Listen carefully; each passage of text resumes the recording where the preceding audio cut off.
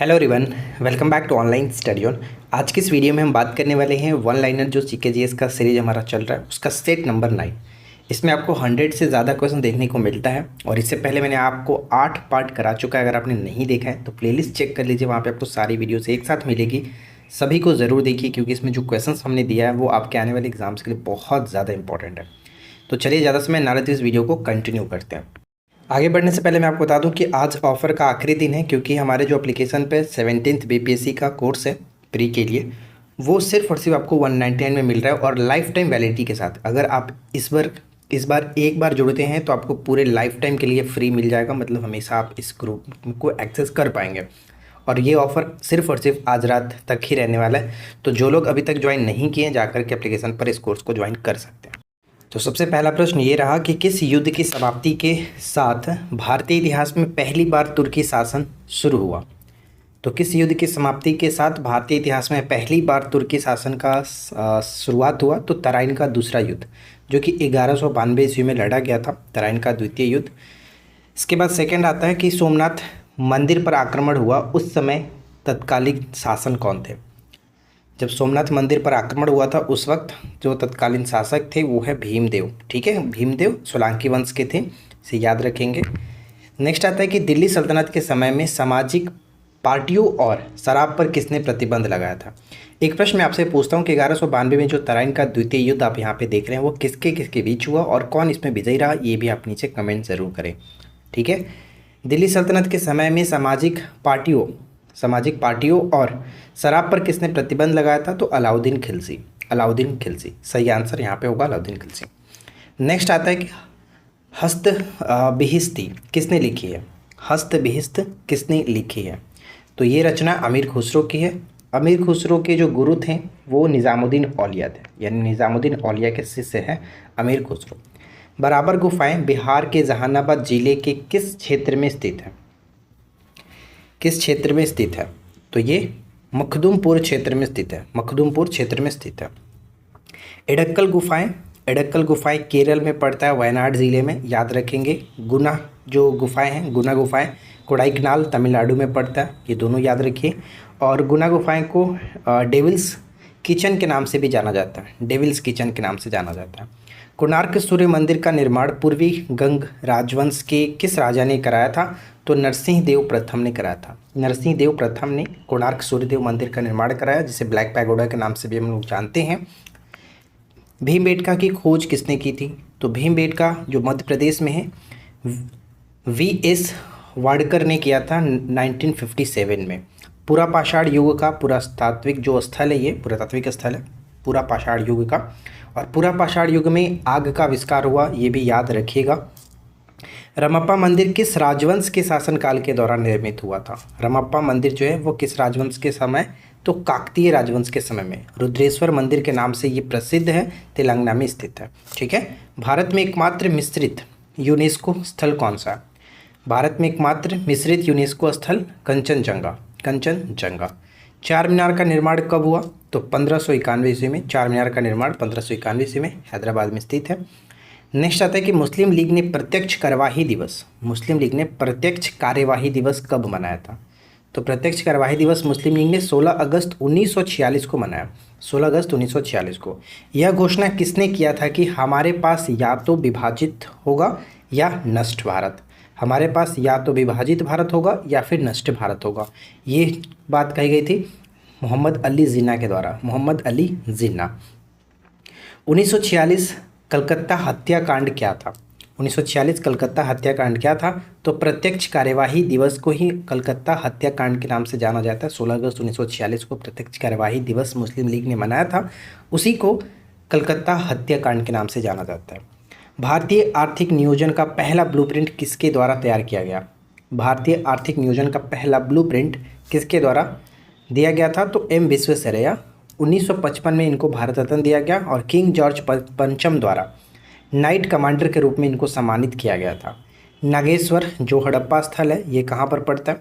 नागेश्वर हड़प्पा स्थल है, ये सौराष्ट्र में पड़ता है, सौराष्ट्र। किस नृत्य को अहिराई नृत्य भी कहा जाता है? किस नृत्य को अहिराई नृत्य के नाम से भी जानते हैं? तो बिरहा को अहिराई नृत्य के नाम से भी जानते हैं। भारतीय पुनर्जागरण का जनक किसे कहते हैं? भारतीय पुनर्जागरण का जनक किसे कहा जाता है? तो राजा राम मोहन राय जो हैं इनको भारतीय पुनर्जागरण का जनक माना जाता है और इनको राजा की उपाधि अकबर द्वितीय ने दिया था। जाट जाटिन बिहार का लोक नृत्य है, ये युगल है, ठीक है, युगल लोक नृत्य है।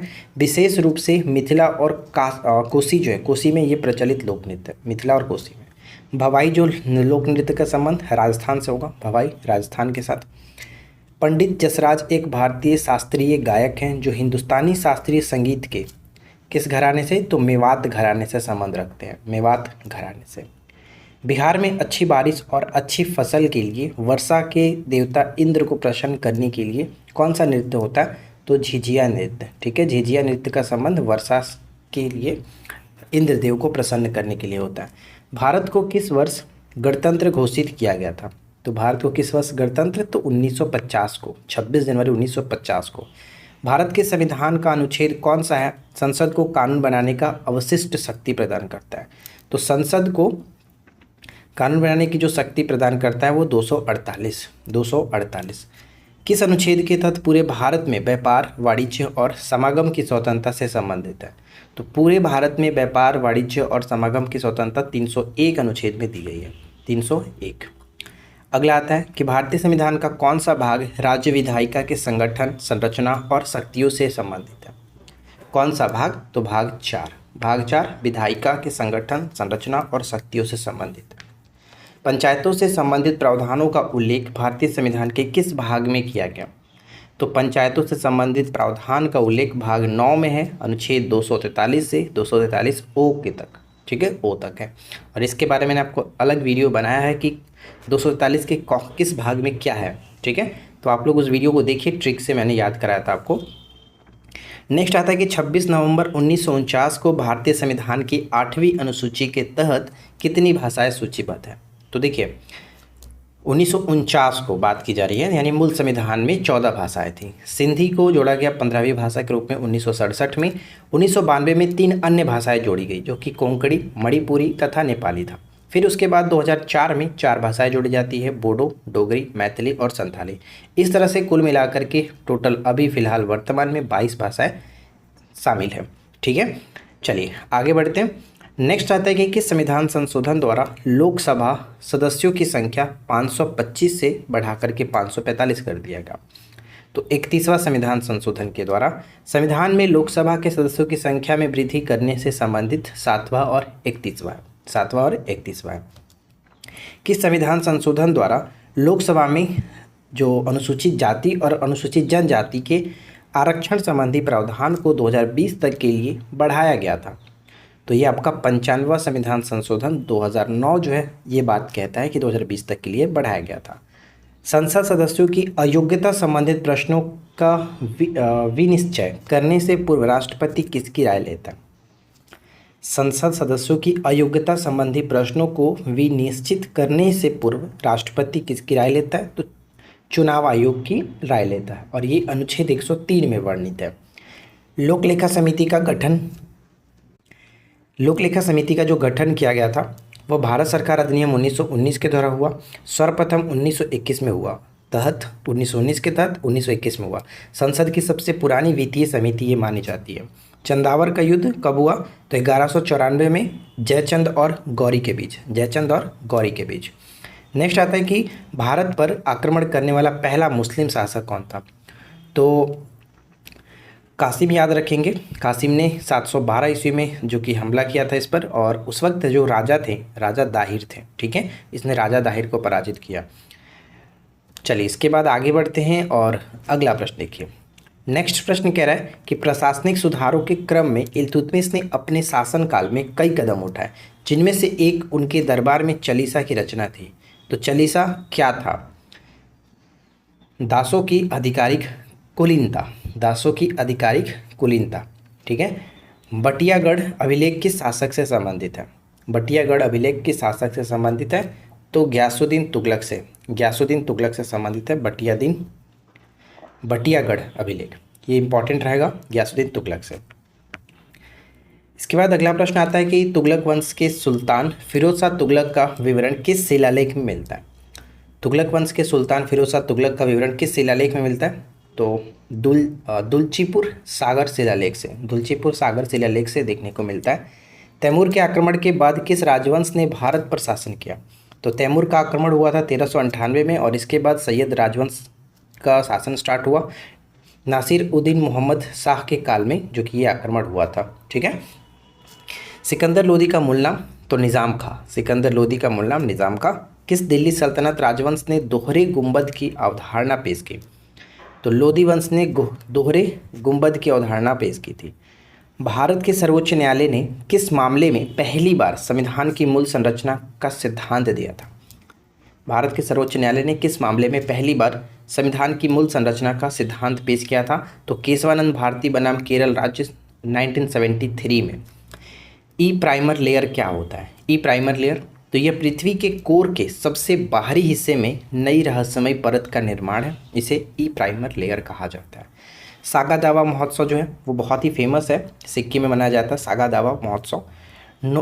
नुगक्रेम जो नृत्य महोत्सव है मेघालय के अंतर्गत आ जाता है। गंगा नदी द्वारा बनाया गया डेल्टा, इसको ध्यान रखिएगा, गंगा नदी द्वारा बनाया गया डेल्टा चापाकार डेल्टा का उदाहरण है। ठीक है, चापाकार डेल्टा का उदाहरण है। यह पंख के आकार का होता है। ताउपो झील कहाँ है? ताउपो झील न्यूजीलैंड में। ताउपो झील न्यूजीलैंड। बिहार का पहला सामुदायिक पक्षी अभ्यारण्य गोगाबिल जो कि कटिहार में है। और साथ ही साथ देखिए पंख जो यहाँ पे मैंने आपको बताया कि चापाकार डेल्टा का उदाहरण या पंख के आकार का है, तो उदाहरण सिंधु, नील, राइन आदि ये सभी के सभी इसी प्रकार के डेल्टा के उदाहरण है। मधुबनी पेंटिंग को किस अनाज के पेस्ट से बनाया जाता है? तो मधुबनी पेंटिंग को चावल के पेस्ट से बनाया जाता है। इसमें रंग के लिए हल्दी भी मिलाई जाती है। ठीक है, ये पूछा जाता है। अगला आता है कि पोचमपल्ली किसके लिए प्रसिद्ध है? तो ध्यान रखना है कि पोचमपल्ली जो है वो कपड़ा बुनाई के लिए प्रसिद्ध है। तेलंगाना के नलगोंडा जिले में एक कस्बा है। इसे उत्कृष्ट साड़ियों के लिए भारत के सिल्क सिटी के रूप में भी जाना जाता है पोचमपल्ली को। पोचमपल्ली इक्त शैली को 2004 में जीआई टैग दिया गया था। यानी पोचमपल्ली इक्त शैली जो है इसको 2004 में जीआई टैग भी दिया गया था। केंद्रीय तंबाकू शोध संस्थान आंध्र प्रदेश में। केंद्रीय तंबाकू शोध संस्थान आंध्र प्रदेश में स्थित है। क्षेत्रीय ग्रामीण बैंक की कुल पूंजी में राज्य सरकार का हिस्सा कितना? क्षेत्रीय ग्रामीण बैंक की कुल पूंजी में राज्य सरकार का 15% हिस्सा होता है। इस कुल पूंजी में भारत सरकार का 50%, प्रायोजक बैंकों का 35% और राज्यों का 15%। यानी विवरण इस तरह से होता है इनका वितरण। ठीक है। हेरुका संबंधित है किससे? हेरुका का संबंध बौद्ध धर्म से होता है, बौद्ध धर्म से। इसके बाद आप यहाँ पे पढ़ेंगे कि हेरुका का जो हम समझेंगे तो क्रोधी देवताओं की एक श्रेणी का नाम है। बौद्ध धर्म के ब्रज्यान शाखा में प्रबुद्ध प्राणी जो भावुक प्राणियों को लंभावित करने के लिए उग्र रूप धारण करते हैं उसी को हेरुका कहा जाता है। यानी बस इतना याद रखिए, बौद्ध धर्म से संबंधित है। तबकात-ए-नासरी के लेखक मिनहाज उस सिराज मोस्ट इंपॉर्टेंट है। कावेरी जल विवाद किनके बीच है? तो कावेरी जल विवाद कर्नाटक और तमिलनाडु राज्य के बीच, साथ साथ केरल और पुडुचेरी के बीच। यानी ये राज्य की बात करें तो 3 राज्य और एक आपका केंद्र शासित प्रदेश जो कि पुडुचेरी। नवीन अखिल भारतीय सेवाओं की शुरू करने का अधिकार किसको है? नवीन अखिल भारतीय सेवाओं को शुरू करने का अधिकार राज्यसभा को होता है, राज्यसभा। ओपन मार्केट ऑपरेशन क्या है? ओपन मार्केट ऑपरेशन क्या है? तो सरकार द्वारा गिल्ड एड प्रतिभूतियों की बिक्री को ओपन मार्केट ऑपरेशन कहा जाता है। ठीक है। नेक्स्ट आता है कि बोर्ड्स ऑफ कंट्रोल की स्थापना किस अधिनियम के तहत की गई थी? बोर्ड्स ऑफ कंट्रोल की स्थापना जो है वो 1784 का पिट्स इंडिया एक्ट के तहत किया गया था। बोर्ड्स ऑफ कंट्रोल 20 अगस्त 1917 की सुधारों की घोषणा को माना जाता है।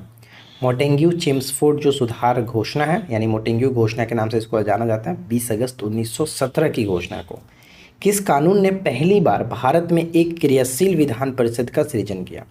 किस कानून ने पहली बार भारत में एक क्रियाशील विधान परिषद का सृजन किया? तो चार्टर एक्ट 1853। लॉर्ड कॉर्नवालिस को अपनी काउंसिलिंग के फैसलों को रद्द करने का अधिकार मिला था किस एक्ट के तहत? तो 1786 के एक्ट के तहत, 1786 के एक्ट के तहत। नेक्स्ट है कि किस वर्ष वर्तमान उत्तर प्रदेश का प्रायः संपूर्ण क्षेत्र बंगाल प्रेसिडेंसी से अलग करके आगरा प्रेसिडेंसी के अधीन कर दिया गया था? तो 1834 में। भारतीय व्यापार में ईस्ट इंडिया कंपनी का एकाधिकार समाप्त किया गया। भारतीय व्यापार में ईस्ट इंडिया कंपनी का एकाधिकार समाप्त किया गया 1813 में। भारतीय राष्ट्रवाद ब्रिटिश राज्य का शिशु था, यह कथन किसका है? भारतीय राष्ट्रवाद ब्रिटिश राज्य का शिशु था, यह कथन किसका था? तो आर कोपलैंड का। तो देखिए फ्रेंड्स, आज के इस वीडियो में इतने सारे क्वेश्चंस हमारे पास थे। आई होप कि आप लोगों को ये वीडियो अच्छा लगा होगा। क्वेश्चंस अच्छे लगे हों तो प्लीज़ वीडियो को लाइक एंड शेयर करिए। चैनल पे पहली बार है यार, सब्सक्राइब करके नोटिफिकेशन बेल आइकन को ऑल पे सेट रखिए ताकि आने वाली वीडियो की नोटिफिकेशन आपको मिलती रहे और इस तरह की सारी वीडियोज़ को आप फॉलो करते रहिए। मिलते हैं नेक्स्ट क्लास में किसी नए वीडियो के साथ। Thanks for watching, keep learning, have a good day.